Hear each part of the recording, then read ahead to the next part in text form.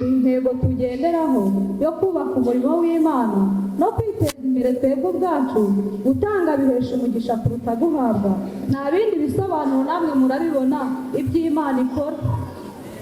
Wadusobanuye, wadutoje gitore, waduhaye umurage mwiza, maze uratura mu mubiri muzima, ubwami bw'Imana buraza. Reka dusigasire ibyagezweho, tugende dutere ikirenge mu cye, nasagamba aho ari hose, kuko ibigwi bye byivugira. Uwo mwaka umubyeyi wacu watojwe na Kristo, Dogiteri Karimba Jeremy. Murakoze, hari umusizi usiga basiganuza umubyeyi Imana yagiriye ubuntu.